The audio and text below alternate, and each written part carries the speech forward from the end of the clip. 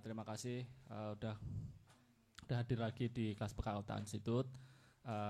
Ini hari terakhir, semoga menjadi kelas yang menyenangkan karena ada Bapak Farid Stefi sama nanti siang ada Mbak Anissa gitu.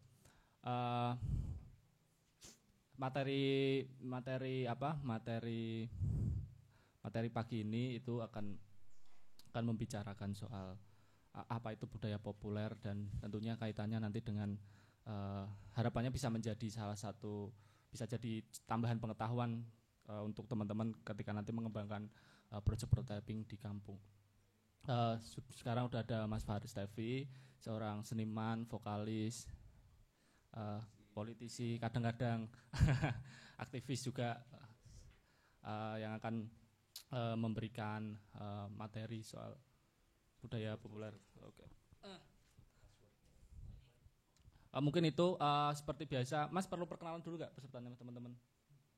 Boleh. Oke, seperti biasa ya, teman-teman perkenalkan nama dan alamat.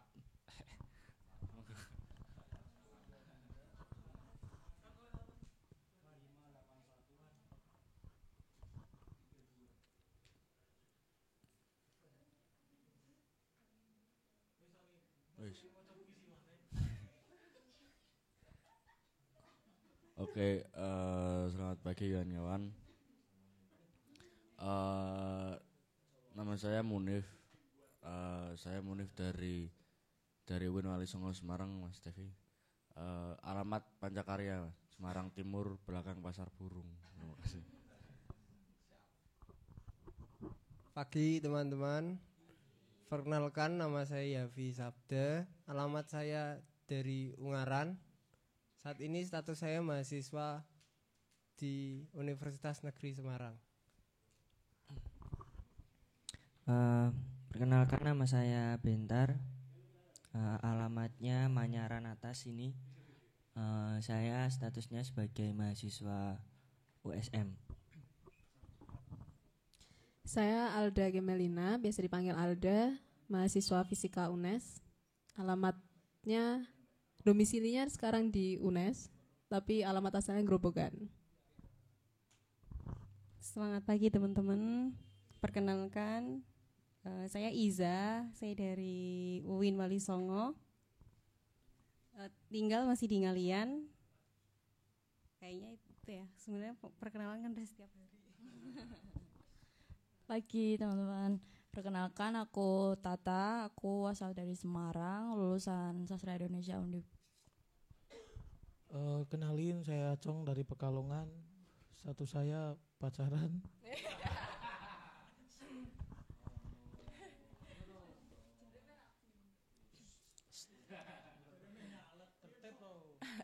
Selamat pagi kawan-kawan, saya Dira, saya dari UIN Wali Songo. Sekarang tinggalnya di Mijen, asalnya Madiun.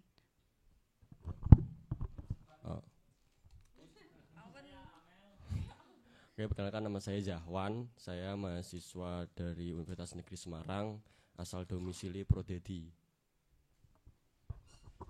Ya, tanpa salam. Saya Solikul Amri, domisili sekarang di Sampangan, Jalan Menoreh, Raya 2. Untuk aktivitas sekarang saya sebagai mahasiswa di UIN Raden Mas Said Surakarta, asal KTP masih sesuai alamat KTP masih di Sragen. Perkenalkan, nama saya Debi, asal dari Semarang, lulusan dari Ilmu Komunikasi UDINUS. Perkenalkan, nama saya Septian dari Pati, mahasiswa Sasindo Undip. Oke, langsung saja, monggo Mas Farid. Cek. Iyalah, tekan gini aku ya. Selamat, ini udah siang kayaknya. Oh ya, selamat menjelang siang teman-teman semuanya. Salam kenal, saya Sirin Farid Stefi. Status juga ya tadi ya. Status menikah 1 anak. 1 istri, saya domisili di Yogyakarta. Senang bisa datang ke sini untuk nyengguyung ewohnya Histeria. Terus terang saya ke sini atas dasar solidaritas. Karena tidak bisa dipungkiri bahwa segala apapun yang kemudian dikerjakan oleh teman-teman histeria, terlepas bahwa saya tidak paham apa yang sedang terjadi, itu akan selalu menjadi kerja-kerja bersama yang sebisa mungkin kemudian saya mendukung lah. Nah, hari ini sepertinya dengan sangat fasis itu ditentukan oleh Mas Adin bahwa saya akan membagikan sebuah materi tentang budaya populer gitu ya. Ini apa-apaan kita masih ya, tiba-tiba Farid ini ya tanggal aku angel gitu. Akhirnya dipilihkan tanggalnya tanggal 9 benar ya. Tanggal 9 pagi, terus dalam pamfletnya itu tertulis materi tentang budaya populer. Entah kenapa Mas Adin memilih tema itu. Atau jenengan bisa cerita kenapa budaya populer? Sebenarnya awalnya kan dari kita menentukan kelasnya dulu. Jadi memang kita ada kebutuhan untuk kemudian mengenalkan teman-teman, setidaknya kita bisa belajar bareng, mengetahui soal budaya populer itu apa sih, yang sedang berkembang itu apa. Jadi kan harapannya teman-teman ketika bikin project tapping itu enggak hanya project yang kemudian di dalam satu lingkaran, itu harapannya juga bisa mengumpul keluar gitu. Terus berarti mau ngomong apa budaya populer, baru kemudian ada berapa list nama gitu. Siapa Farid mah ya guys. Ada voting Farid ya Farid. Oke. Jadi ada beberapa nama sebelumnya, cuma beberapa teman-teman Mas Farid Mas Adwe gitu. Alasan yang cukup teoretis teman-teman ya. Tepuk tangan buat istri ya dong. Tepuk tangan dong buat istri. Sambil. Saya itu prokrastinator, jadi tidak pernah menyiapkan banyak hal dalam persiapan yang cukup matang. Lalu nanti tidak keluar. Lalu atas tugas saya hari ini, saya juga sebenarnya menyiapkan 1 dan 2 hal, tapi tidak bisa selesai. Ada satu hal luar biasa, kejadian luar biasa yang kami alami sekeluarga kemarin. Ada salah satu anggota keluarga kami, adik saya perempuan, meninggal dunia sekitar seminggu yang lalu dengan dramaturgi yang cukup histeris gitu ya. Adik perempuan saya suicide. Jadi itu kejadian luar biasa buat kami. Jadi selama setidaknya 2 pekan terakhir kami cukup sibuk memastikan kami baik-baik saja. Jadi mohon maaf sekali saya tidak membagikan PPT atau materi yang terusun rapi. Cuman saya akan berusaha untuk mencoba mengelaborasi kebutuhan histeria untuk pemaparan tentang budaya populer.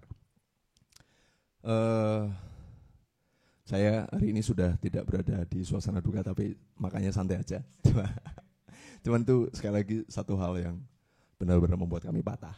Dan mungkin akan terselip di pemaparan saya nanti ya, sedikit tentang bagaimana isu mental health itu sekarang menjadi sangat populer, dan itu menjadi budaya populer yang kemudian bisa kita pahami sebagai sebuah fenomena. Oke, aku mulai dari premis pertama, bahwa sepertinya teman-teman semua yang paham budaya populer itu yang seperti apa sih gitu. Aku tadi ngecek di Wikipedia, terpampang budaya populer adalah bisa nggak ya? Oke. Nggak apa-apa. Dan definisi di Wikipedia menurutku cukup sangat membantu. Di Wikipedia itu dijelaskan bahwa budaya populer adalah satu kesatuan ide, praktik, kecenderungan, ketertarikan yang disepakati oleh mayoritas society pada kurun waktu tertentu. Jadi membayangkan bahwa ada sebuah kesepahaman yang disepakati oleh lebih banyak orang dalam sebuah society, dalam sebuah community, dan dalam kurun waktu tertentu. Nah, ide budaya populer itu sebenarnya dimunculkan oleh Barat, dimunculkan oleh narator Barat, budaya Barat, dengan bungkusan berupa arus global. Jadi kalau kita ngomong budaya populer, itu akhirnya kalau merujuk pada definisi yang tadi, itu kemudian kesepakatan mayoritas di dunia dalam kurun waktu tertentu. Jadi makanya kemudian contoh-contohnya itu kayak TikTok, kesepakatan populer gitu, penggunaan TikTok, penggunaan Instagram, atau kemudian hari ini kemudian kita sedang merayakan, bukan kita lah ya gitu, atau mungkin salah satu dari kita itu merayakan K-pop, Korean populer gitu. Nggak apa-apa, aman-aman kalau misalnya muncul. Itu akhirnya merujuk pada definisi yang tadi, bahwa secara global itu banyak sekali orang, meskipun tidak mayoritas, banyak sekali orang kemudian bersepakat pada sebuah ide, satu kompilasi antara ide, activation, kecenderungan, meme, citra, segala macam dalam kurun waktu tertentu. Kurun waktunya kemudian misalnya contohnya K-pop. Kurun waktunya kita mendengar K-pop mungkin populernya berapa lama? 2-3 tahun terakhir.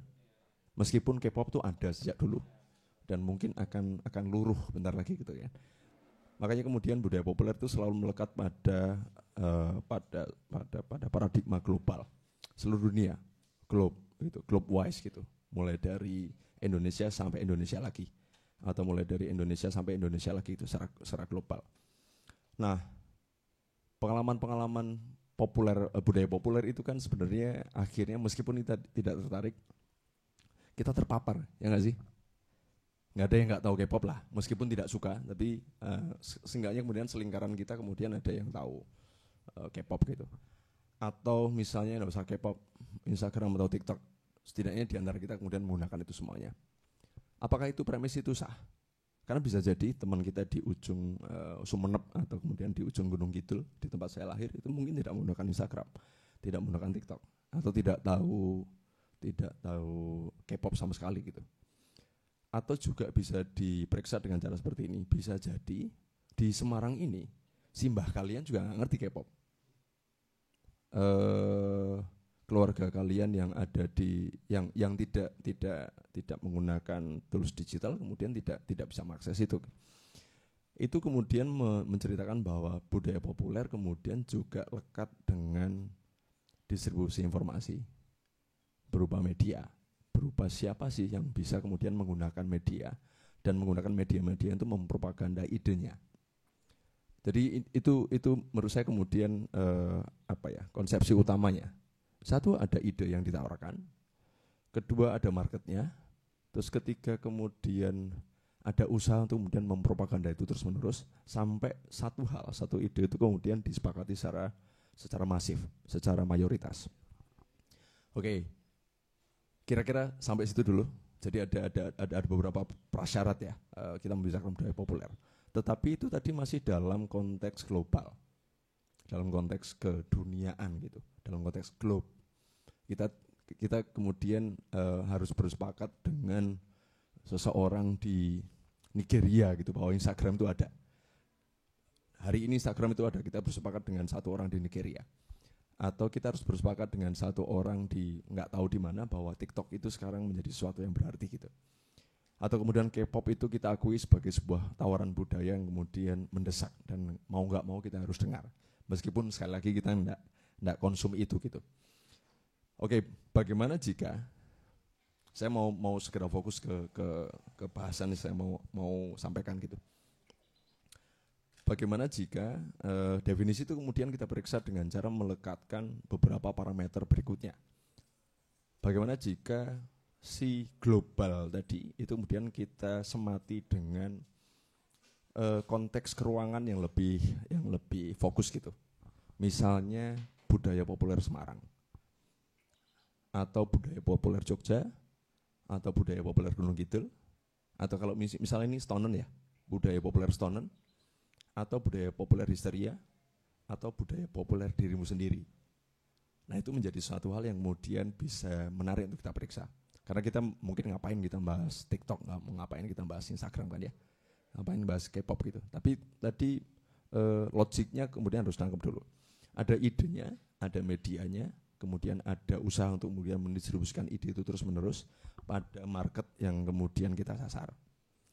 Terus kita balik lagi yang tadi, bagaimana jika ada parameter tambahan berupa sebuah teritori, sebuah keruangan yang kemudian spesifik untuk kita olah dalam konteks ini mungkin teman-teman di program Misteri yang hari ini kemudian ada program di kampung ya kalau nggak salah ya, program di kampung. Jadi secara keuangan itu bisa jadi subjek yang menarik gitu.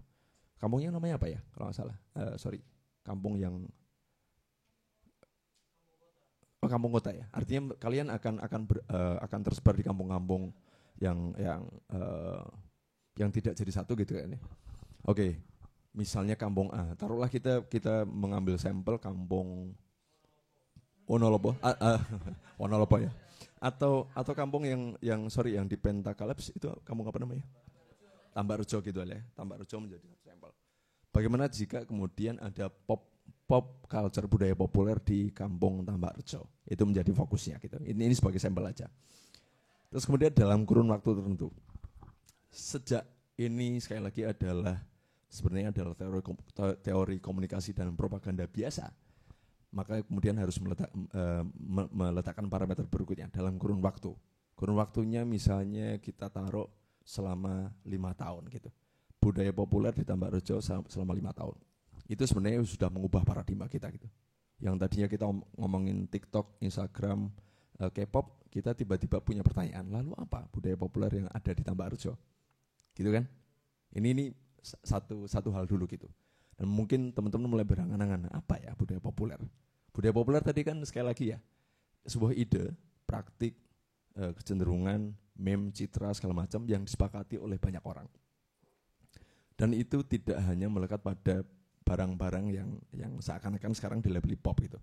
Kalau kalian googling pop gitu, itu akan selalu muncul warna-warna cerah, akan selalu muncul hal-hal yang berbau selebritas, licin, sempurna gitu kan ya.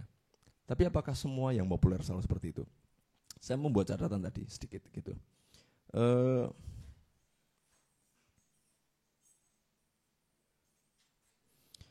Apakah kita sepakat bahwa membuang sampah sembarangan itu sebuah budaya populer hari ini? Dengan pisau bedah yang tadi ya. Dengan kesepakatan publik pada sebuah ide, pada sebuah kecenderungan, praktik, meme, citra, segala macam. Membuang sampah sembarangan itu kan populer sangat. Yang tidak populer adalah membuang sampah pada tempatnya. Apakah itu premis itu bisa diterima?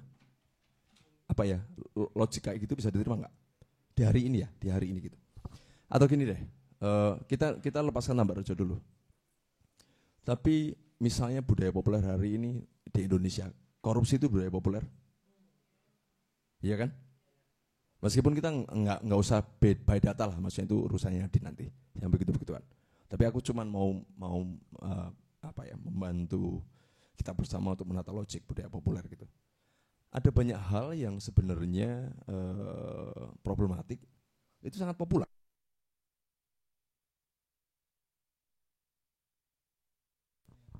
Cek itu budaya populer yang kemudian sangat dianut oleh banyak sekali orang, tapi problematis. Sayangnya itu populer sangat gitu. Lalu apa yang bisa kita kerjakan gitu? Nah ini menjadi premis, menjadi tawaran yang mungkin menarik ketika misalnya kemudian bagaimana kemudian kita bisa membuat budaya populer sebagai counter culture dari budaya populer tersebut. Kalau bingung ya, bagaimana jika kita membuat gerakan mempopulerkan sebuah budaya yang menjadi kontrakultur dari budaya populer yang sudah ada. Untuk apa? Untuk apa gitu? Untuk apa sih bikin budaya populer? Tentang satu contoh aja, tentang membuang sampah gitu. Bagaimana mempopulerkan bahwa membuang sampah itu keren, membuang sampah itu sekeren Jimin siapa sih? Jimin ya, K-pop. Tahu kan Mas? Termasuk warga dunia berarti ya. Bagaimana jika memperhatikan kota itu menjadi budaya populer baru? Bagaimana jika menanam pohon itu budaya populer baru? Bagaimana jika aruh-aruh atau saling tegur sapa kembali itu menjadi budaya populer baru? Nah ini menurutku kemudian jadi wajibnya kita bersama yang duduk di sini gitu ya, yang kemudian tidak terlalu larut merayakan budaya populer yang ditawarkan oleh narator-narator yang kita nggak tahu, tetapi bagaimana caranya kemudian mempopulerkan hal-hal yang kita perjuangkan sebagai bagian dari strategi berjuang. Aku mau runut balik, kenapa sih mungkin kenapa saya menjadi salah satu orang yang mungkin punya pengalaman untuk membicarakan ini gitu. Suatu hari saya memulai sebuah band namanya Jenny waktu itu, sekarang menjadi festivalis. Jenny saya mulai tahun 2003 di kampus ISI Yogyakarta bersama teman-teman kampus saya. Syahdan kampus ISI itu selalu melahirkan band-band fine art rock, art school rock gitulah, yang aneh, yang kemudian yang eklektik, yang kontemporer, yang ngawur, yang berantakan segala macam gitu. Waktu itu saya merasa punya, meskipun itu masih 2003, saya baru masuk kampus seni dan belum punya instrumen untuk mengolah itu secara komplit. Tapi saya pikir saya puas dengan analisa gembel saya gitu. Saya menganalisa sendiri secara gembel, kemudian analisa itu kemudian saya bolak-balik dan saya puas banget dengan itu. Apa gunanya membicarakan hal-hal yang avant-garde kepada orang-orang yang sudah avant-garde? Apa gunanya membicarakan satu hal di ruang ini, satu hal yang kita sepakati pada orang-orang ini aja, buat apa gitu? Ada gunanya nggak? Yang ada itu cuman apa kata yang tepat? Paraphrase yang tepat. Merayakan kepuasan bersama, orgi, seks bersama gitu. Nggak ada gunanya. Membicarakan satu hal yang kita sepakati, bahwa histeria adalah ini begini, dibicarakan terus. Iya, memang histeria begitu. Terus menerus, nggak ada gunanya. Bagaimana jika kita ubah menjadi membicarakan satu hal yang penting ini atau satu hal yang kita sepakati kepada orang lain belum tahu? Itu kan baru akan bekerja. Distribusi informasi, distribusi pengetahuan itu baru akan terjadi ketika kita bicarakan pada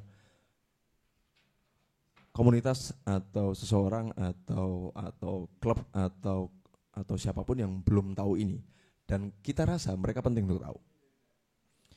Waktu itu kemudian saya mencoba untuk, kalau band isi mainnya diisi terus, membicarakan hal-hal yang kita rayakan bersama gitu, ngomong ke hal-hal yang ya seni rupa kami itu diajarkan untuk kritis pada banyak hal gitu, dan kritisisme kami kemudian termaktub dalam lirik-lirik misalnya gitu ya. Terus apa gunanya untuk membicarakan ini ke kampus isi terus gitu, main di kampus isi terus menerus, yang nonton juga teman-teman kami, terus kemudian mereka hore merayakan, bersepakat gitu, bernyanyi bersama, buat apa gitu. Nah waktu itu kita memutuskan untuk keluar dari kandang. Jadi Jenny yang termasuk tadi itu kemudian dengan narasi-narasi yang khas art school rock itu kita bawakan ke skena yang lebih luas. Nah kebetulan skena musik di Jogja waktu itu banyak dihidupi oleh para pelaku yang kebanyakan mahasiswa. Terus kemudian kita mulai ke situ gitu. Bagaimana jika art school rock ini kemudian dibawakan ke kampus lain. Jadi akhirnya kemudian terjadi adalah, oh ini orang tahu nih, ada Jenny, band dari ISI, kemudian oh gini ya band dari ISI nih, mendem, gondrong, mambu. Tapi jangan lupa kita juga punya tawaran itu, tawaran narasi ya, tawaran ide dalam musik kami, dalam lirik kami, dalam perform kami gitu. Itu baru langkah awal. Nah kalau kalian ingat tahun 2010, 2011 itu, ya 2000-an segitulah. Itu tiba-tiba ada sebuah patahan besar bernama pensi. Ingat ya? Jadi anak SMA kemudian berlomba-lomba bikin pensi.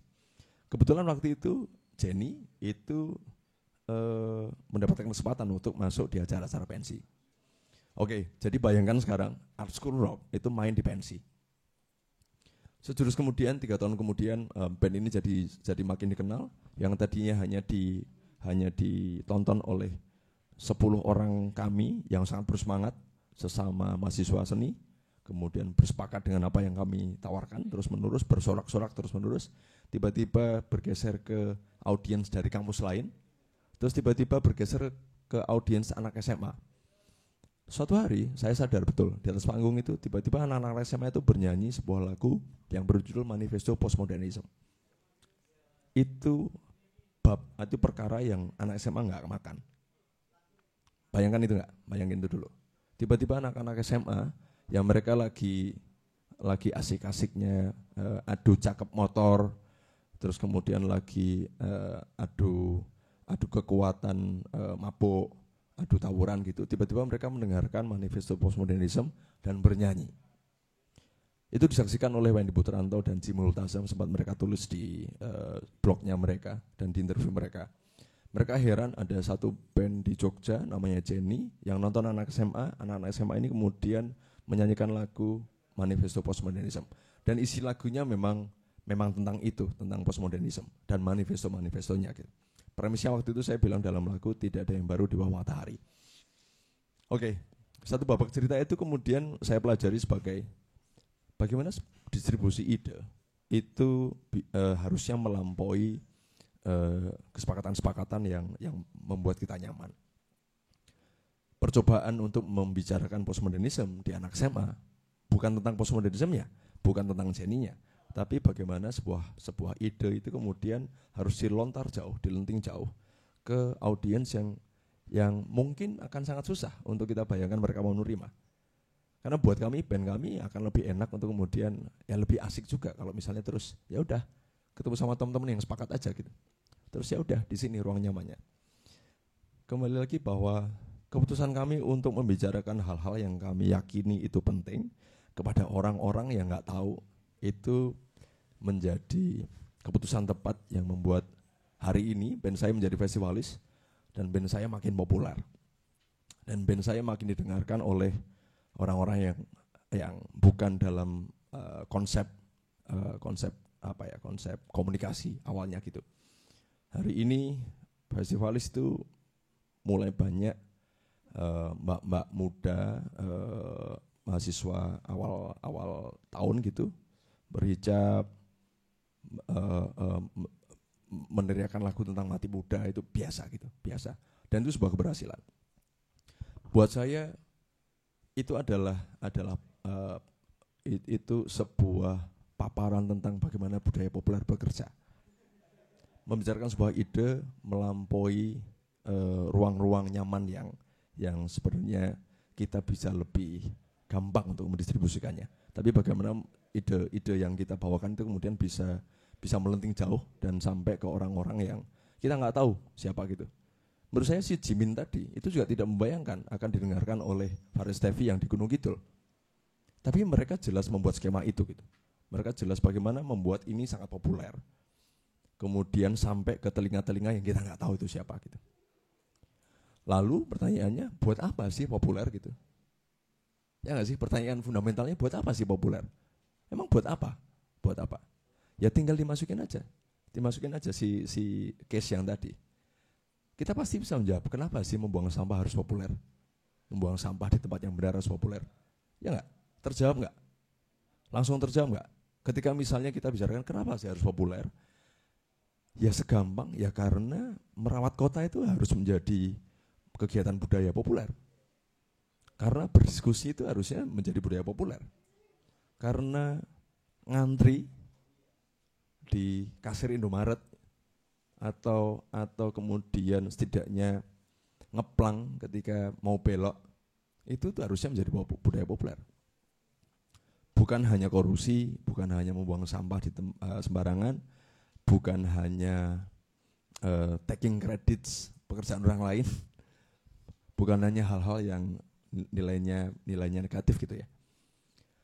Nah, sebenarnya giringan saya sampai ke situ dulu gitu. Bahwa penting loh untuk mempopulerkan hal-hal baik. Hari ini jelas kita sedang menuju 2024, kita paham politik praktis negara kita gitu. Ada salah satu parameter baru untuk menggolkan calon-calon politisi ini adalah popularitas, bukan begitu? Kalau enggak populer enggak mungkin kamu bisa masuk ke bursa itu gitu. Mas Adin kayaknya sedang sedang berusaha untuk menjadi populer dan menuju bursa yang itu entah kapan gitu ya. Itu jadi kelakar kami gitu. Jadi kelakar kami bersama gitu. Adin kayak mau jadi gubernur nih kayaknya gitu. Mojokerto tapi ya. Nah, ada banyak hal baik yang kemudian harus dipopulerkan. Dan itu sekali lagi menjadi tugas kita. Menjadi tugas kita bersama gitu. Nah, tapi pilihannya kan saya tidak berada di situ gitu. Tidak berada di skill set atau capability untuk kemudian mempopulerkan itu. Bukan tentang itu gitu. Mas Farid populer orangnya, bisa membicarakan hal-hal yang Mas Farid perjuangkan dengan mudah gitu ya. Followermu piro no kayak. Gampangannya pertanyaannya kayak gitu. Aku enggak punya kekuatan untuk mempopulerkan itu gitu. Bukan itu. Jangan lupa juga saya juga memulai Instagram dari nol.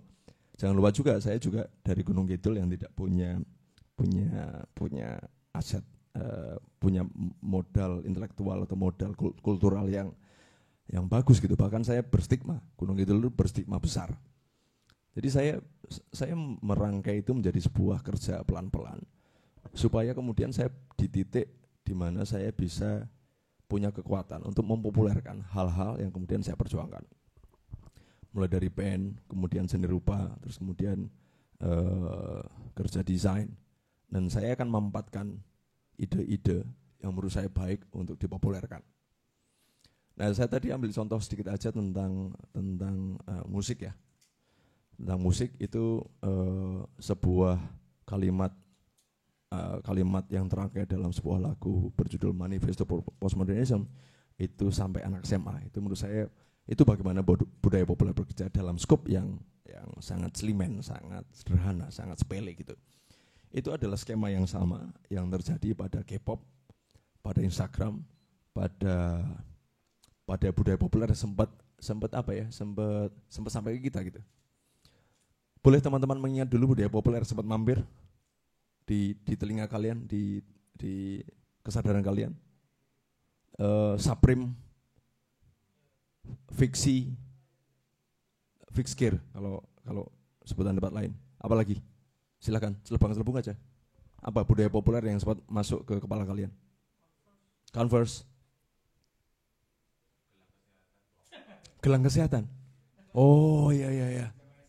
Sing buat masuk ke gigs terus kemudian diceklekin itu. Asu tenan. Asu ya bajingan. Ya. Aku ya ngerti ya Mas Wi. Aku endi sih? Iya sempat populer. Apa lagi? Jihad-jihatan. Asu mulai ke bibir jurang nih, bibir jurang. Iya populer, itu populer. Betul. Udah ya, tapi stop di situ aja ya. Iya. Terorisme populer. Apa lagi? Jadi apa? Tawuran, indie pop, local pride, distro, gitu-gitu. Matek atau saiki ya. Apa lagi? Nah, ini akan jadi pertanyaan. Kenapa sih budaya itu kemudian naik terus kemudian free fall dengan cepat? Biasanya umurnya berapa? Kalau kalian periksa. Budaya-budaya yang tadi tersebut gitu. Si gelang kesehatan itu berapa lama sih? 3 bulan. Iya, Fixkir itu 6 bulan, 1 tahun. Sebelum K-pop ada apa? Boy band ya. Boy band juga rise and free fall. Gitu terus. Itu selalu ada ritmenya. Cuman gitu tok. Naik dirayakan bersama hilang. Naik dirayakan bersama hilang. Skemanya gini. Naik ada influencer gitu kan. Ada key opinion leader biasanya. Biasanya ada orang-orang keren, penting yang kemudian mempopulerkan. Mereka disebut dengan sinister. Skena. Sinister gitu. Gitu biasanya sinister naik. Terus kemudian setelah sinister itu membicarakan terus-menerus, itu kemudian ada hipster. Hipster itu yang nggak tahu idenya, tapi ikut-ikutan. Itu jumlahnya banyak sekali biasanya. Sinister itu berapa? Beberapa gitu. Dalam sebuah kita bayangin ini aja, si Fixkir lah, budaya sepeda. Di kota kalian pasti kalian lihat beberapa sinisternya, orang-orang penting di situ gitu. 1, 2, 3, 4, 5, 6, 7, 8, 9, 10. Kalian bisa sebutkan nama orangnya gitu. Terus kemudian sejurus setelah mereka giat terus menerus, itu kemudian pertumbuhan hipster-hipster. Konco-koncone awake dhewe biasanya jadi hipster gitu. Itu jumlahnya ribuan. Jadi skalanya itu sangat timbang. Sinister itu sedikit, hipsternya banyak sekali. Kalau sinister dan hipster itu udah terjadi, kemudian ada market. Layer berikutnya, market itu yang jutaan. Nah, sinister dan hipster itu kemudian pasti punya skema ekonomi di dalamnya. Tidak semuanya ya, tapi kemudian akan terjadi skema ekonomi. Ada yang jualan sepedanya, ada yang jualan bajunya, ada yang bikin event, ada yang kemudian menarik benefit dari kegiatan-kegiatan itu gitu. Ketika itu sudah terserap oleh pasar itu sekali lagi hipster aja itu nggak tahu idenya. Hipster itu kemudian mengikuti apa yang dilakukan sinisternya. Apalagi market, apalagi pasar itu hanya akan beli. Dan yang akan bikin runtuh adalah pasar itu sendiri, karena pasarnya kemudian teori pasar itu. Ketika pemenuhannya sudah hukum Gosen 2, SMP mungkin kalian masih ingat, hukum Gosen 1, hukum Gosen 2. Ketika kebutuhan terpenuhi dengan jumlah yang lebih dari sekedar cukup dan terlalu berlebihan, maka kepuasan menikmatinya akan hilang. Dan tiba-tiba itu runtuh, kolaps. Budaya itu kan kolaps mulai dari market. Sampai ke hipster. Sinisternya sih biasa-biasa aja gitu. Ya karena mereka kesehariannya memang bersepeda. Mereka itu passionnya di situ istilahnya. Mereka sangat passionate di situ gitu. Jadi mereka nggak ada urusan sama runtuhnya budayanya. Nah, sinister ini yang kemudian akan selalu bekerja. Mungkin 3 tahun lagi, 5 tahun lagi, si sepeda akan muncul lagi. Skemanya gitu juga. Terus menerus. Ada lagi pola budaya populer yang tadi saya jelaskan, yang kemudian tidak secepat itu runtuh gitu. Tetapi usahanya juga naiknya pasti akan pelan-pelan. Supaya kemudian stabil dan fallnya kemudian akan jauh gitu ya, dan pelan-pelan lagi gitu. Apa sih contohnya gitu? Ini semuanya dari Indonesia lah ya. Dan mungkin hari ini Histeria sedang menerima tamu banyak teman-teman dari luar juga ya. Ada yang dari timur, ada yang dari budaya timur. Kalau yang dari luar negeri, tapi mungkin India atau Southeast Asia gitu. Taiwan ada ya? Oke. Salah satu budaya populer yang kemudian sangat bertahan lama, tetapi hilang juga dengan timeline yang panjang gitu adalah budaya populer tentang nilai-nilai luhur yang kemudian diamini oleh simbah-simbah kita dulu. Misalnya budaya tentang merawat alam. Saya cerita dikit tentang, sebenarnya sih tadi di screen saya cuma mau nunjukin Instagram sih. Teman-teman kan punya handle sendiri-sendiri. Kalau boleh buka Instagram sebentar. Sambil nyimak utut.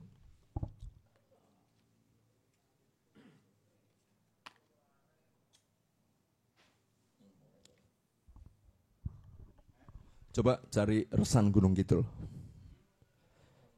Sudah follow ya? Ya.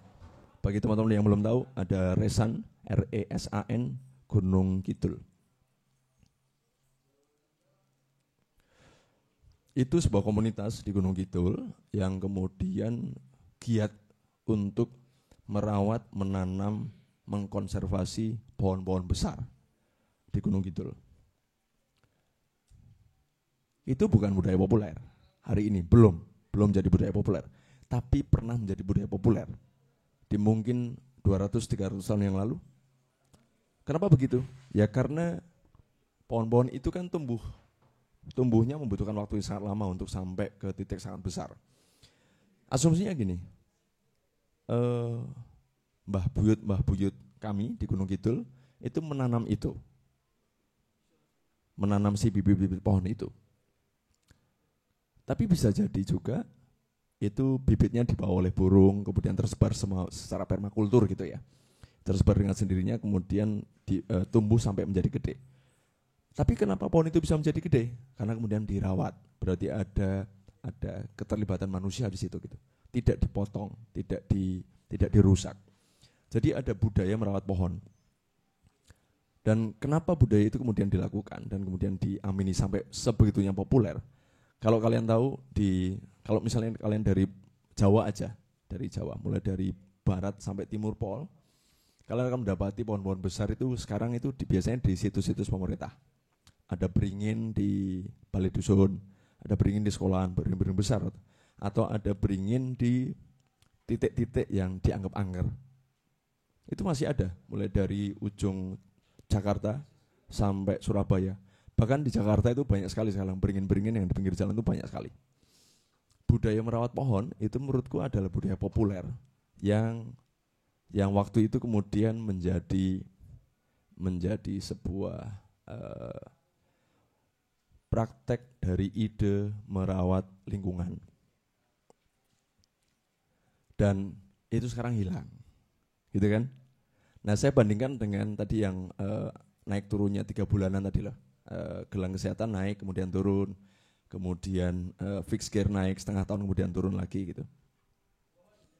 Nah, kenapa yang ini kemudian bertahan lama tapi hilang juga? Karena budaya populer begitu.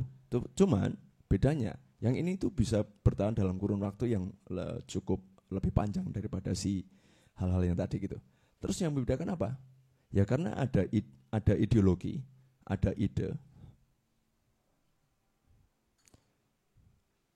Itu nanti teman-teman bisa lihat ya. Ini kegiatan saya dan teman-teman di Gunung Kidul sudah dimulai sejak 2018 dan sejauh ini kami sudah menanam kira-kira 30 sampai 35 ribu pohon. Kegiatannya swadaya, hanya dilakukan setiap minggu karena setiap orang yang anggotanya bekerja, tapi kita setiap minggu secara sporadis dan ritmis dan Spartan gitu ya. Nandur terus. Hari Minggu pagi kita berkumpul nanam, hari Minggu pagi kita berkumpul nanam.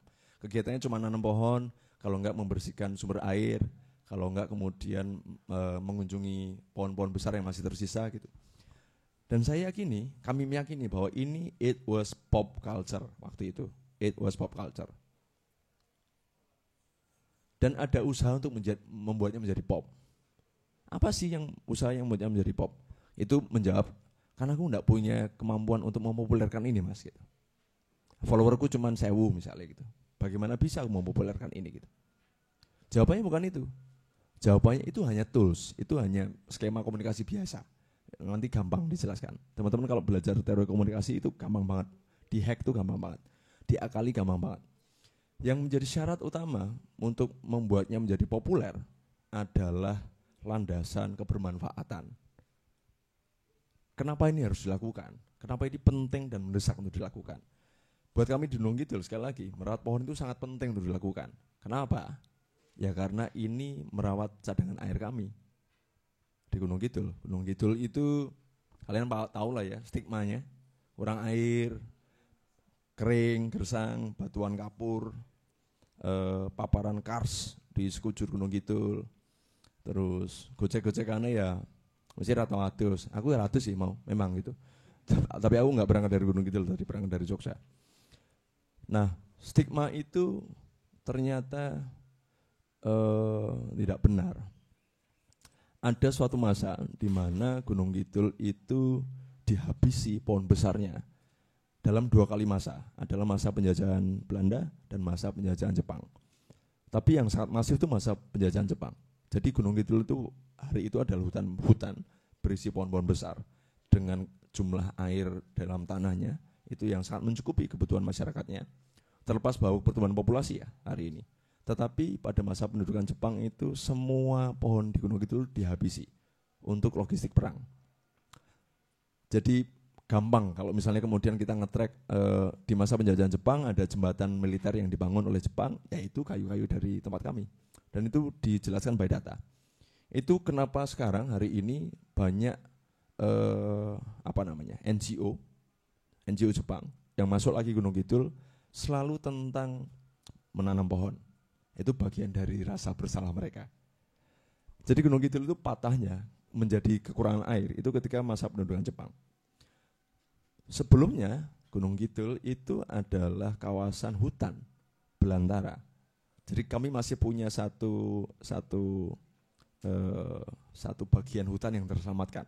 namanya hutan Purwa Wonosadi. Itu hutan purba yang berisi pohon-pohon besar. Dan ketika membayangkan hari itu Gunung Kidul ya begitulah gitu. Gunung Kidul menjadi hutan yang pekat itu ya karena usaha manusianya untuk merawatnya. Merawatnya artinya juga tidak serakah untuk memotong semuanya dan menjual si hasil bumi berupa kayu dan berupa pohon-pohon itu, tetapi juga punya sistem keilmuan yang kemudian mengetahui bahwa pohon-pohon ini harus dirawat. Itu kenapa hari ini Resan Gunung Kidul yang kalian bisa akses nanti itu adalah usaha untuk mempopulerkan budaya baru, adalah budaya merawat pohon. Tidak mempopulerkan kalau yang Fiskir, yang K-pop itu ya biarin aja. Itu naratornya nggak tahu siapa kita. Naratornya K-pop ya tentu saja Korean Ministry of Culture gitu. Misalnya gitu. Buat apa kemudian kita mendukung itu terlalu berlebih gitu. Terus kemudian hari ini Dinas Kebudayaan Indonesia gitu, misal Kementerian Kebudayaan Indonesia sedang mempopulerkan apa nih sekarang beritanya? Nggak usah kebudayaan lah, ekonomi kreatif misalnya gitu. Itu kan narasi-narasi dari pemerintah yang kadang-kadang kita juga harus kritisi. Benarkah ini gitu? Alih-alih kemudian kita mendukung narasi-narasi populer yang sedang dilesakkan oleh narator-narator yang kita nggak tahu, bagaimana jika kita berusaha sendiri untuk mempopulerkan hal-hal yang kita yakini baik. Memang jadi berat, mungkin akan panjang, tetapi ini harus populer, ini harus orang-orang harus tahu, orang-orang harus mengikuti supaya cita-cita yang kalian bayangkan dalam konteks pengelolaan kota, pengelolaan desa itu tercapai. Nah, aku pengen dari sini kemudian teman-teman cerita dulu satu dua sampel gitu. Apa sih isu di kampung tempat kalian akan bekerja yang menurut kalian kemudian penting untuk dipopulerkan? Ini mungkin jadi pantikan dulu aja supaya kita bisa discuss. Gitu Mas, silakan.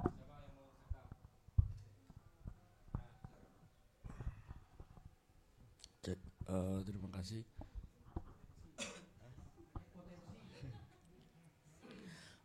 Gini Mas Farid, bahwa tadi sudah diakui ya bahwa kemudian kebiasaan masyarakat itu juga dipengaruhi oleh sistem pengetahuan mereka begitu. Yep. Kita ambil contoh di misal satu tempat yang dia membuang sampah di kali misal. Itu kan pada dasarnya juga berangkat dari sistem pengetahuan mereka yang tidak paham bahwa belum paham mungkin ya. Belum paham bahwa kemudian dampak daripada membuang sampah di kali adalah A, B, C, D dan juga tadi soal kebiasaan SMA yang kemudian ternyata sudah mendengarkan lagu festivalis gitu, bahwa kemudian di Semarang gitu, masih marak gangster dan sebagainya misal. Itu kan juga latar belakang sistem pengetahuan mereka. Belum lagi begal misal, bahwa kemudian ada budaya begal yang hari ini yang sedang viral itu ya, yang disabeti sama tentara itu ya. Itu juga berangkat dengan sistem pengetahuan mereka. Artinya mereka ini ternyata dipengaruhi oleh banyak faktor kebiasaan ini kemudian.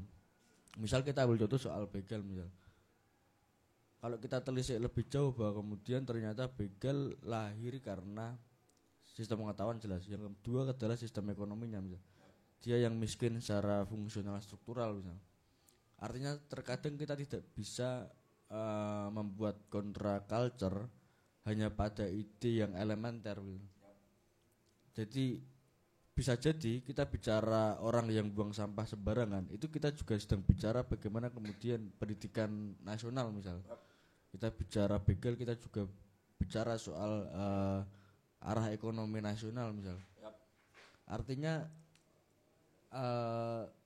pekerjaan mempopulerkan satu ide atau pop culture ini kan yang kemudian itu berangkat dari kebermanfaatan, ada syarat populer dan banyak. Kita sebut sebagai dakwah misalnya Mas.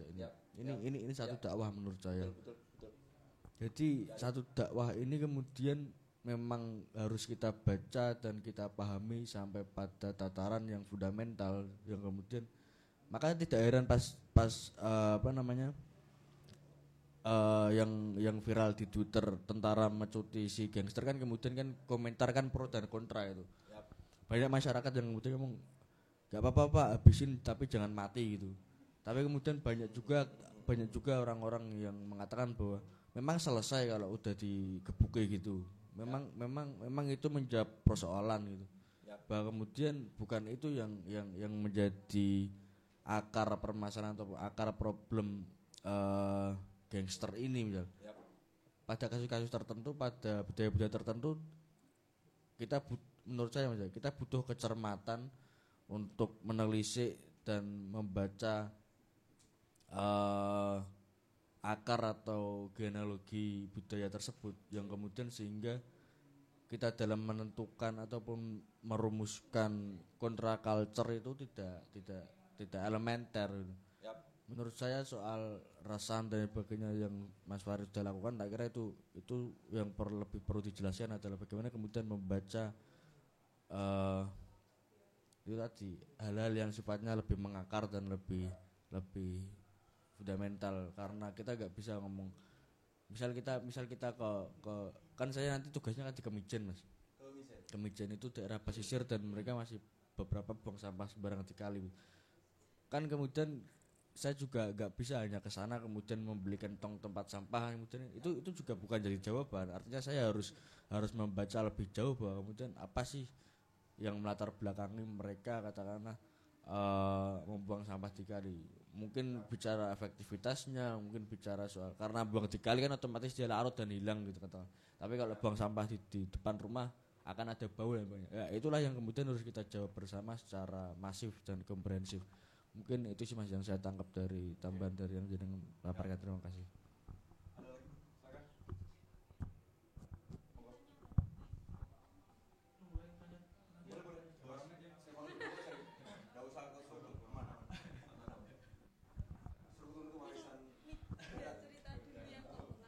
Oh monggo.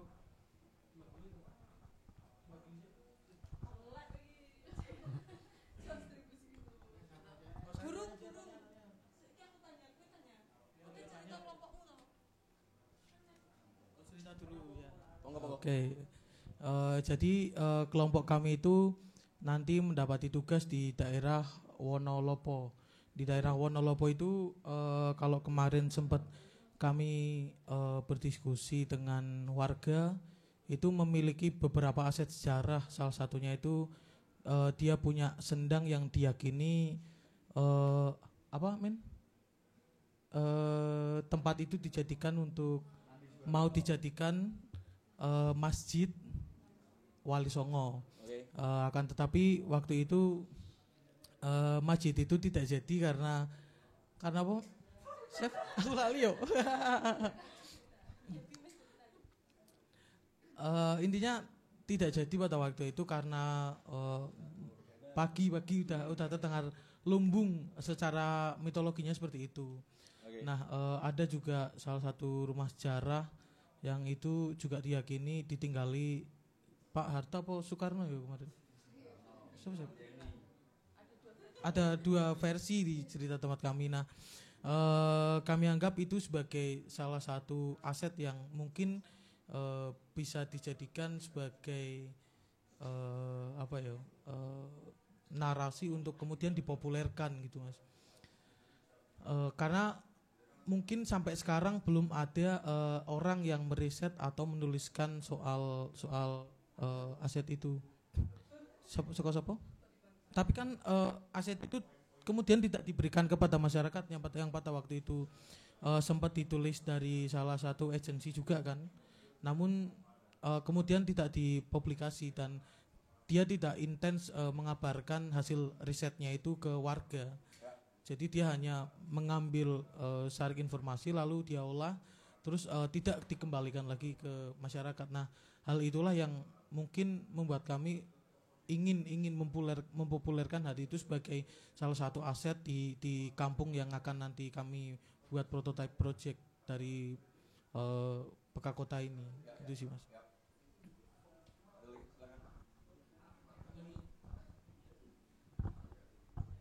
Kebetulan kami kampung mendapatkan kampung yang sama, jadi kami satu kelompok gitu. Mungkin sebelum masuk ke Sendang itu ada narasi seperti yang Mas Farid sampaikan terkait bagaimana ilmu Titan kan ini termasuk sebagai bagian dari tradisi lisan gitu, sastra lisan yang ada dalam masyarakat kita gitu ya. Jadi ya benar yang disampaikan itu bagaimana narasi diciptakan oleh orang-orang tua dulu bahwasanya tempat tersebut menjadi tempat yang pada mulanya ingin didirikan sebagai sebuah masjid oleh Wali Songo, kemudian tempat tersebut enggak jadi dan pada akhirnya hanya ada Sendang yang dalam kurun waktu beberapa puluh tahun bahkan ratus tahun yang dulu itu menjadi suatu sumber mata air bagi warga. Kita ketahui sendiri bahwasanya pada zaman-zaman dulu untuk pengairan sumur PDAM dan yang lainnya itu kan sangat terbatas dan itu menjadi suatu tempat untuk mereka mandi, untuk mereka cuci baju atau sekedar untuk minum gitu, itu manfaatkan air itu. Akan tetapi pada faktanya sekarang ini Sendang tersebut seperti yang disampaikan teman saya itu menjadi suatu hal yang mungkin dapat dikatakan terbengkalai, hanya 1-2 orang yang memanfaatkan air tersebut dan ya seperti karena sudah jarang ada yang memanfaatkan, jadi tempat tersebut menjadi tempat yang bisa dikatakan tidak terawat dan wacana-wacana atau narasi sastra lisan atau tradisi lisan yang ada dalam tempat tersebut tidak diketahui oleh banyak warga, hanya diketahui oleh orang-orang tua. Itu kan menjadi sebuah masalah gitu nantinya untuk beberapa puluh tahun ke depan jika narasi yang demikian masifnya dibangun oleh menjadi budaya populer dari pada zaman dulu gitu menjadi hal-hal yang asing ketika nantinya untuk mungkin bagi kalangan kami atau anak-anak kami atau cucu-cucu kami gitu di masyarakat itu. Dan saya mungkin salah satu cara yang bisa dilakukan untuk membangun narasi itu kembali itu adalah menuliskannya kembali. Kemudian itu kita dapat sedikit provokatif gitu dengan menambahkan misalnya kan itu ada cerita bahwasanya Pak Harto dan Pak Karno itu pernah di situ dan Ahmad Yani pernah berada dan berkegiatan di kawasan tersebut, di kampung tersebut. Akan menjadi menarik jika Sendang tersebut dibangun wacana bahwa Pak Harto pernah mandi situ. Itu menurut kami itu wacana yang provokatif, akan tetapi itu juga sangat mungkin terjadi ketika Pak Harto pada tahun 50 ketika masih menjadi tentara ya, itu tidak ada pengairan, bisa jadi loh beliau mandi dan memanfaatkan kegiatan di Sendang itu. Jika ada narasi yang demikian ditambah lagi cerita-cerita bahwa ada Wali Songo yang membangun itu, kita menjadi sumber atau wacana yang menarik dan bermanfaat bagi desa untuk mungkin berapa puluh tahun, 20 atau 30 tahun ke depan gitu. Mungkin itu teman saya. Asik toh. Sampai juga kita ke tempat itu akhirnya. Tadi apa? Frasanya set keilmuan atau apa tadi? Ilmu kalimatnya tadi. Kalimat yang Anda pilih tadi loh. Satu ilmu bidang ilmu atau jangan tadi bicarakan. Aku lupa tadi. Kira-kira gini bahwa kita melihat pada akarnya gitu kan, bahwa kemudian dalam sebuah fenomena itu kemudian ada kesiapan atau tidak siapan keilmuan yang melandasinya gitu. Nah sebenarnya ujung masalahnya sebenarnya di situ gitu. Nah kita secara terstruktur hari ini kemudian seakan-akan kemudian hanya menerima pola keilmuan yang kemudian diterapkan oleh Barat. Semuanya harus logis, semuanya harus positif, logika positif gitu kan. Sementara kita bertabrakan dengan bagaimana leluhur kita dulu itu memaknai keilmuan, gitu kan. Ada banyak yang nggak logis kalau misalnya kita bicara tentang keilmuan simbah-simbah kita gitu, leluhur kita gitu kan. Bagaimana caranya melogika sebuah tempat angker, gitu kan angel banget toh. Ono mitologine, ono cerita rakyatnya dan segala macam tuh. Bagaimana caranya kita bisa melogika itu? Nah, aku makanya ambil contoh ini. Ini untuk menjawab satu dan dua hal tadi ya. Mungkin enggak akan semuanya. Di Gunung Kidul, balik lagi aku akan menceritakan banyak tentang Gunung Kidul, enggak apa-apa. Karena berangsur-angsur menjadi kota dan kita sedang menata permasalahan yang kalian hadapi hari ini juga. Ada satu tradisi tentang budaya merawat pohon juga, namanya tradisi ngelangse. Langse itu adalah memberikan ageman atau baju di pohon-pohon besar, kain gitu. Dan itu dilakukan dengan ritus tertentu, dengan ritual tertentu, dan dengan tata cara dan upacara tertentu gitu. Hari ini dengan logika ilmu pengetahuan yang kita ketahui itu hanya akan selesai di ini adalah penyembahan kepada, ini adalah animisme dinamisme, ini nyembah pohon, ini musyrik, rampung, resik gitu. Sekali lagi kemudian ada dogma-dogma, termasuk dogma ilmu pengetahuan barat yang kemudian menghabisi ini semuanya gitu. Dan kami sedang berjuang untuk melawan hal itu gitu. Ya ini memang tidak logis pada awalnya gitu. Tidak bisa dilogika. Dilangse kemudian orang jadi dilangse marai angker, dadi omah genderuwo, dadi omah dewit gitu. Omah demit terus kemudian orang jadi nyingkiri tidak mau ke tempat itu gitu. Logikanya sebenarnya gini. Sederhana logikanya. Diangkerkan supaya orang enggak nebang. Rampung. Itu sangat logis. Dan itu praktek yang sangat ilmu pengetahuan. Cuman enggak bisa kita bedah dengan ilmu pengetahuan hari ini gitu. Ya kita akan selesai di tebasan narasi ekstrim kanan Islam gitu, atau agama-agama yang kemudian ekstrim gitu. Rampung, kita enggak bisa melakukannya gitu. Nah, kami sendiri di Gunung Kidul itu berjuang untuk melawan itu, karena di Gunung Kidul juga ada beberapa kolom-kolom religi yang ekstrim gitu ya. Kami berhadapan langsung dan mereka bahkan itu punya divisi kerja yang punya chainsaw yang tugasnya motongin pohon-pohon besar gitu. Asurawi. Maksudnya kita itu harus berhadapan dengan mereka gitu.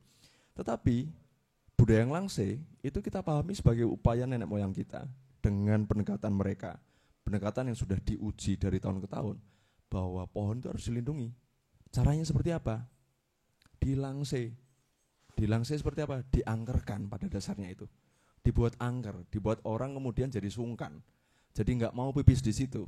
Jadi enggak mau buang sampah di situ, apalagi sampai nebang. Kan selalu ada landasan teoretikalnya, ada landasan keilmuannya. Nah, kembali lagi ke case-nya teman-teman di setiap kampung tadi. Ada cerita sendang, ada cerita-cerita yang mengakar pada nilai budaya gitu ya, tentang begal, tentang segala macam tadi. PR-nya adalah bukan hanya kemudian mengarsipkan fenomenanya gitu, tapi kemudian mencari landasan keilmuannya. Kenapa toh? Kenapa ada cerita sendang yang bangun Wali Songo? Itu bisa jadi mitologi, bisa jadi itu cerita rakyat belaga gitu. Tetapi saya yakin selalu ada keilmuan yang mendasari kenapa sendang itu kemudian harus dirawat, bahkan kemudian harus diwali songokan gitu. Kemudian ada alim ulama, ada orang-orang terbaik di pesisir utara yang kemudian harus merawat titik itu gitu. Harus menjadikan itu sebagai tempat yang suci gitu. Atau kemudian kenapa Soeharto sampai ke situ gitu. Masa ya mengatus. Neng istrinya yono meskipun kotor ininya. Cowok semuanya sih di sini ya maskulin sangat ini, histeria itu maskulin sangat. Nah, usaha kita untuk kemudian mengarsip ceritanya, termasuk sampai mengakses ke keilmuan yang mendasarinya, itu sangat penting. Jadi ketika kita mau bekerja, premisnya bukan hanya tentang mitologinya, tapi landasan keilmuannya. Ini salah satu dari sekian banyak, beberapa lah ya, kita sedang mulai untuk mengarsip itu dan menjelaskan kepada publik bahwa ngelangse kuwi dudu musyrik to, bajingan iki. Ya. Beneran, kami lakukan itu gitu. Bahwa kemudian ziarah kubur itu bukan hanya tentang kasus-kasus dibid'atkan di segala macam. Enggak, kita sedang mencoba mengingat garis keturunan kita ngomongin sanad keilmuan gitu kan. Kita pasti paham lah, maksudnya kita sebaiknya tidak boleh terjebak di ruang-ruang yang sangat genting, di ruang-ruang dogma yang akhirnya kemudian menghabisi bagaimana kita mencoba memahami keilmuan yang sebenarnya sudah ada dan sudah selesai dilakukan. Jadi sebenarnya kalau aku misalnya mau merekomendasi teman-teman ketika masuk ke desa, salah satu yang dilakukan tuh cari cerita tentang desanya. Dan pasti ada mitologinya. Pasti gitu. Dan di balik mitologi itu selalu ada data-data empirik. Dan selalu ada keilmuan yang kemudian bisa diakses meskipun susah. Itu tujuan pertamanya sebenarnya. Oke, mitologinya pasti paham. Kalian pasti akan dapat data itu gampang. Kalian ketemu simbah-simbah yang sudah agak sepuh, kalian cerita mitologi desa ini apa gitu, atau cerita rakyatnya apa. Biasanya kemudian masih termaktub dalam misalnya upacara rakyat, acara adat gitu. Mungkin di beberapa tempat masih terawat, tapi di banyak tempat yang lain masih hilang. Cuman cerita rakyat itu pasti akan diwariskan antar generasi gitu. Mungkin menipis, tapi pasti kita bisa track. Setelah tahu cerita rakyatnya, kita cari tahu kenapa tahu cerita rakyat ini ada gitu. Nah itu penting untuk dipegang sebagai landasan kerja. Jangan cerita mitologinya gitu. Kita cerita mitologinya, kita akan terjebak pada perayaan mitologisnya gitu. Bahwa iya itu harus dirawat. Tetapi ngelangse itu sekarang kami lakukan bukan hanya untuk menjadi drama tradisi, bukan untuk menjadi art performance, bukan. Terus kita cosplay jadi orang Jawa gitu, pakai surjan, ngobong menyan, kita berdoa, mengikuti tata cara gitu. Enggak. Kita melakukannya karena itu penting dilakukan. Kenapa kemudian si sendang harus dirawat? Bukan hanya karena iki ono mitologi niki supaya kemudian kita kembali mengunjungi mitologi itu, enggak. Ya kembali ya karena ini sumber air. Kalau sumber air enggak dirawat, ya tidak ada kehidupan. Kan gitu kan? Dan ngomongin konteks kota dan desa, ya kota itu sebenarnya desa yang berkembang kan sebenarnya. Kota adalah tempat di mana cerita rakyat dan mitologi itu kemudian hancur. Pada dasarnya gitu kan. Semarang adalah sebuah desa kecil yang waktu itu dibangun dengan nilai-nilai itu. Terus kemudian datanglah tawaran-tawaran baru, industri sebagai budaya populer, apalagi budaya-budaya pesisiran yang masuk lewat pelabuhan gitu, berbarengan dengan komoditas yang diangkut masuk dan keluar, ya mereka menawarkan budaya. Nah Semarang pun juga Jogja, kota, adalah desa yang kemudian menyerah untuk tidak memegang nilai-nilai itu gitu. Jogja mungkin masih agak lowong ya, karena kita masih punya keraton gitu, masih punya ya terlepas bahwa keraton juga problematik ya, masih kita bahas itu di lain tempat gitu ya. Aku tahu kalian tertarik dengan itu gitu, tapi ya udahlah ya, maksudnya paling enggak itu masih menjadi pancer untuk sebagai art performance, sebagai sebuah galeri nilai, galeri budaya gitu. Makanya kita masih dapat itulah. Nah aku pikir Semarang punya potensi untuk kemudian dikunjungi ulang. Titik-titik di mana cerita rakyat di tengah kota Semarang itu kemudian masih hadir. Dikunjungi ulang sampai ke titik keilmuannya. Kenapa toh ini sampai ada gitu. Nah ketika bagian itu kita dapat, si bidang ilmu kita dapat, tinggal PR-nya kembali lagi ke konteks awal, budaya populer. Bagaimana mempopulerkan ini, gitu kan? Bagaimana cara mempopulerkannya? Jawabannya adalah dengan mitologi. Dengan cara simbah kita untuk mengangkerkan itu, mempopulerkan. Taruhlah saya adalah simbah-simbah yang termaksud gitu. Suatu hari di 300 tahun yang lalu, saya tahu bahwa pohon ini harus dirawat. Saya sudah bekerja nih, bilang ke teman-teman semuanya, pohonnya di rumah toh, dirusii, tandurannya di toto gitu. Ojo buang sampah sembarangan yang kono gitu. Angel mesti. Iki ojo diketok ya iki. Soalnya nek diketok, ditegor, engko banyune ngisore sendangnya mesti asap. Aku akan bicara ke 1, 2, 3 teman-temanku, warga desa gitu ya. Telek kowe mbah ngono kae. Mesti ngono. Ra masuk. Ya mendingan tak ketok iso tak nggo gawe omah gitu. Lho nek tok ketok wite tok nggo gawe omah, banyune ra ono lho. Ngopo kowe ning kene gawe omah ning kene tetapi banyune ra ono gitu. Kamu pasti akan cabut. Luweh. Oke, saya adalah simbah-simbah yang sama. Oke, aku arep golek cara iki. Aku mau cari cara. Tak angkerkan. Tak bangun sebuah mitologi bernama Genderuwo. Tak bangun mitologi sebuah nama Soeharto, Soekarno, Ahmad Yani, siapa tadi aja gitu. Itu mitologi itu. Itu cara membuatnya menjadi budaya populer. Contohnya adalah kalian mengenali sendang itu dengan cerita itu sekarang. Ya kan? Itu cara mempopulerkan. Itu bagaimana budaya populer bekerja. Adalah mistifikasi salah satunya. Dibangun mistifikasinya gitu. Dibangun nilai lebih dari sekedar bahwa sendang ini adalah mata air yang harus dijaga. Tidak cukup, susah. Kembali lagi ke Jenny Festivalis gitu. Ya ini hanya band biasa, hanya art school rock. Tapi kami membangun mistifikasi. Membangun mistifikasi kemudian seakan-akan, wah band ini adalah band penting. Band ini menyuarakan satu hal yang kemudian cukup penting untuk kita perhatikan. Bahwa prakteknya iya. Tetapi yang nyampe ke audiens itu, ya sekian banyak orang itu akan lagunya enak. Terus kemudian cocok dipakai buat moshing, ngono tok. Tetapi ada orang-orang yang kemudian akan memahaminya lebih dalam gitu. Oh ini lagu ini tentang ini, lagu ini tentang ini. Ada orang-orang yang hanya sampai ke mitologinya, ada orang-orang yang akan sampai ke kedalaman konsep dan keilmuannya gitu. Itu adalah praktek mempopulerkan sebuah budaya. Dan itu bukan berarti kemudian, jadi kalau budaya populer itu berarti apakah kemudian kita harus mempopulerkan itu segera posting supaya viral, bukan itu. Tetapi kita ngerti banget apa yang mau dibicarakan, caranya seperti apa, kepada siapa kita bicara. Lalu ada orang-orang semacam doi, adalah Abu Dardak, mencah gunung.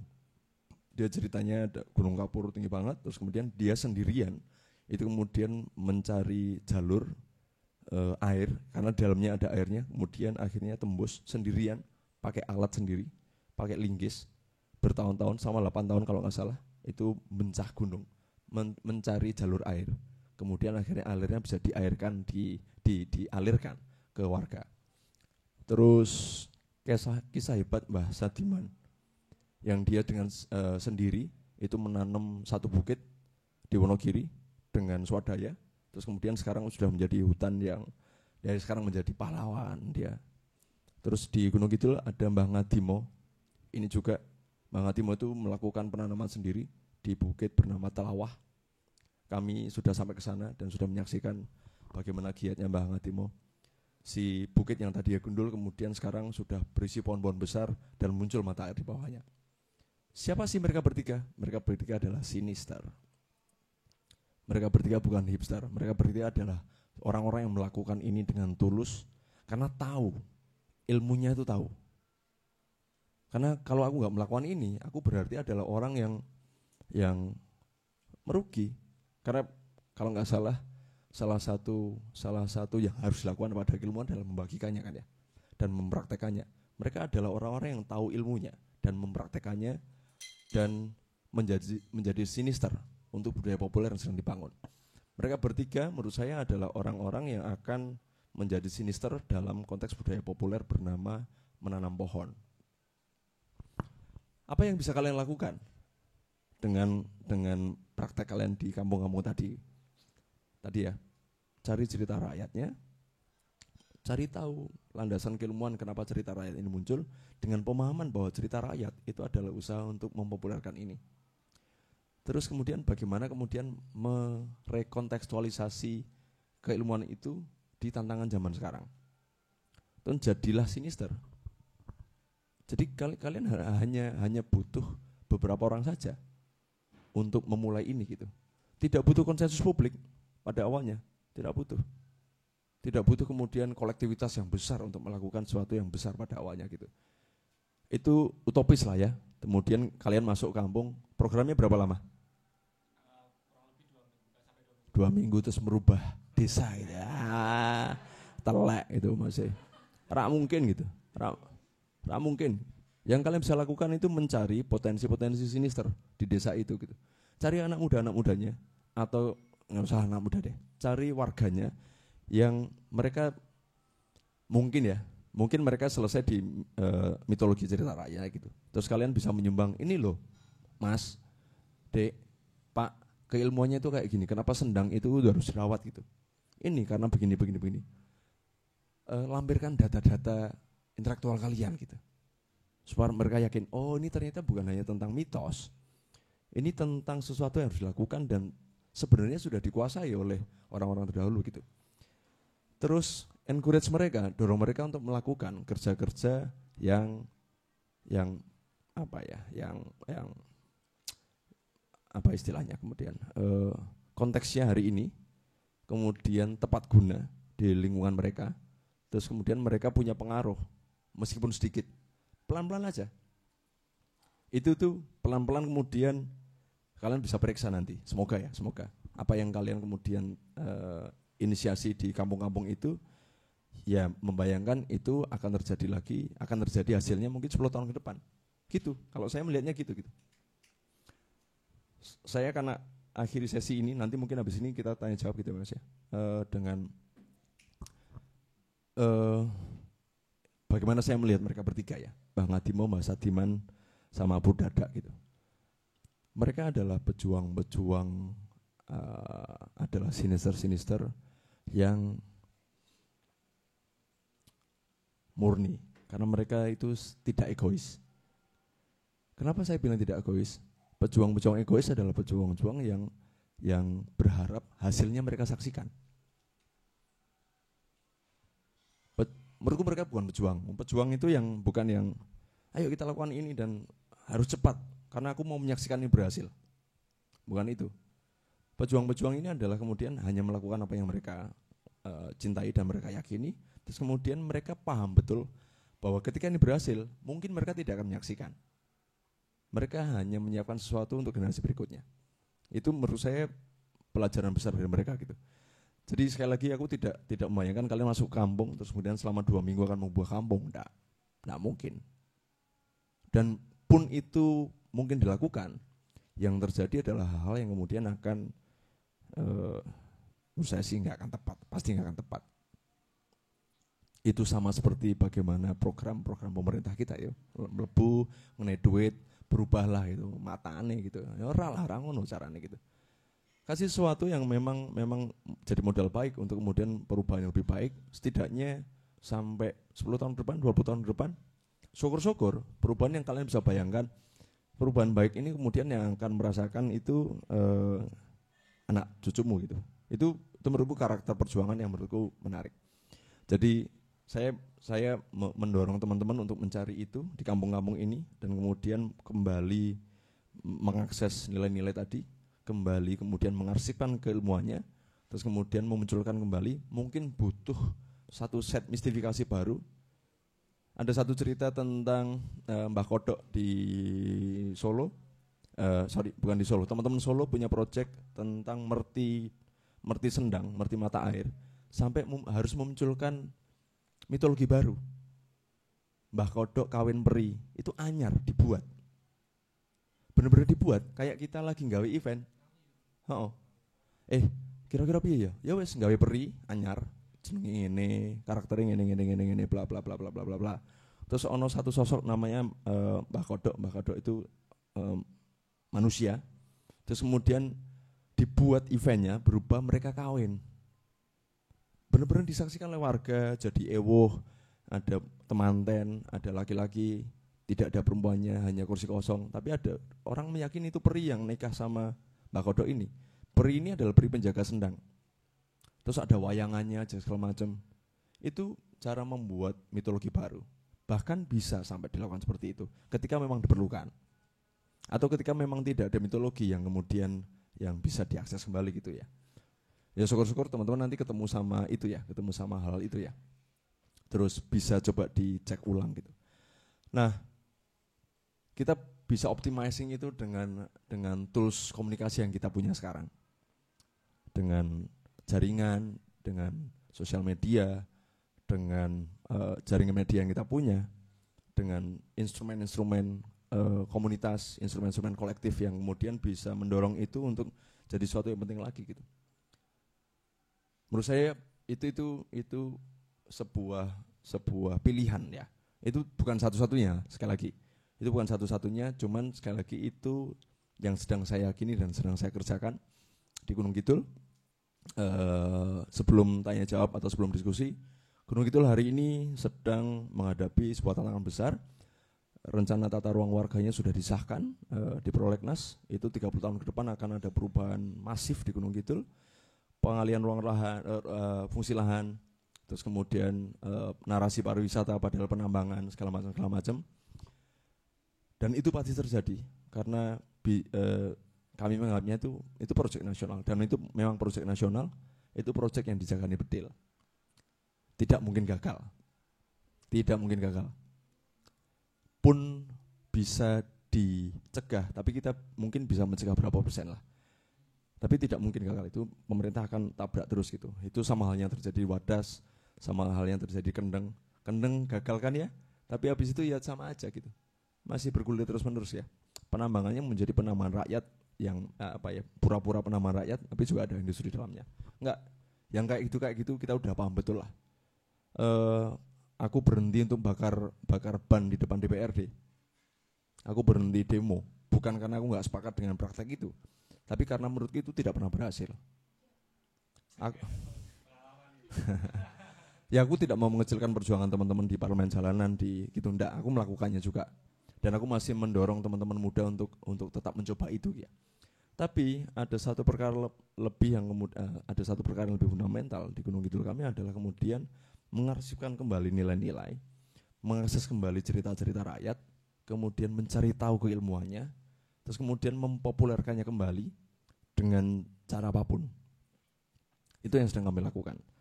Terus kami sekarang punya forum rembuk warga bernama Rebowagen. Rebowagen itu forum begini, itu terjadi setiap 35 hari karena menggunakan tanggalan selapanan. Jadi setiap 35 hari ketemu Rebowagen lagi. Malam Rebowagen kami berkumpul dari satu desa ke desa lain. Modelnya ngunduh, misalnya hari ini di Isteria, terus besok kemana, ada yang mau ngunduh nggak? Di tempatku mas, di desa A gitu. Ya wes, Rebowagen berikutnya kami ke sana. Kami membahas isu yang ada di sana. Terus menerus. Ini sudah berlangsung selama 12 kali, sudah setahun penuh. Akan Rebowagen berikutnya itu tanggal 13 nanti, itu akan menjadi Rebowagen Forum yang ke-13. Terus hasilnya dari forum-forum itu adalah rebowagen.com yang tadi saya ceritakan ini. Ini website berita atau pengarsipan yang kita sedang dorong untuk kembali mempopulerkan hal-hal itu gitu. Di samping itu ya kita tetap nandur karena ini nggak bisa berhenti dengan beginian gitu. Ngapain gitu, cuma cerita tok gitu. Enggak. Kita tetap setiap hari Minggu nandur, kita setiap Rebowagen keliling, kita bersihin sumber, kita nanam pohon lagi, kita kemudian bertemu dengan warga lagi, ketemu dengan simbah-simbah untuk akses cerita lagi, terus menerus seperti itu. Apakah ini akan jadi populer? Nggak tahu. Butuh waktu seberapa lama untuk membuatnya menjadi budaya populer lagi? Nggak tahu. Tetapi kami yakin skemanya begitu, dan kami akan lakukan gitu. Dan pelan-pelan. Kalau dulu kan simbah-simbah kita nggak punya website.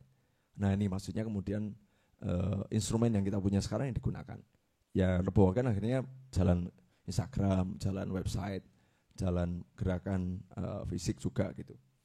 Nah itu pemaparan tentang budaya populer yang tentu saja tidak seperti yang kalian bayangkan.